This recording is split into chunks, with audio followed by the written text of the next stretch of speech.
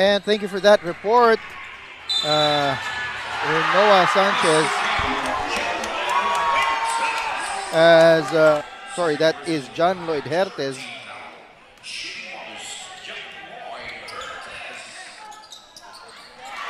Pasok yung kanya basket. And the fury of the Bamboo Archers as that's another basket. Mula doon sa 18 and under hanggang dito sa 14 and under. Kumbaga nagsanib po. Malamig na Niagara. Oo. Sinabi ko nga kanina, hindi mo akalaing malamig kasi yung isa sa mga main products nila ay air ventilation. Air ventilation talaga.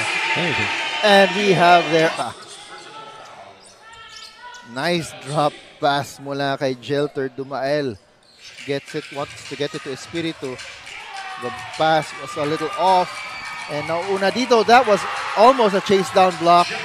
But John Lloyd Hertes. It's a penalty na dito para sa Bulacan.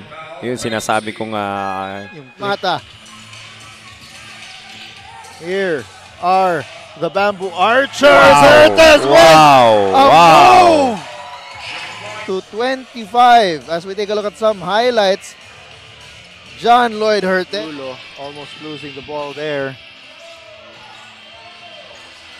Dumael will get that hanging shot. We have another instance of a player who is not on the list. Kumbaga kung ikaw ba naman lalamang ng 15 in the first half, kumbaga bago magsimula. Kumbaga ibang pressure yung ibibigay on the adjustment na nakikita natin. Lamang na lamang dito yung may kawayan. Oh, and you've got a pound-for-pound fitness foul counted play there para dito kay Dumael. It's now with Yulo. Dumael loses his man, goes inside and makes the basket. What a move right there by Dumael. Bato, you've got Dumael with this beautiful move. And Samonte also contributing, but it will let Hertes dito sa loob. Again on the attack, Hertes with another move!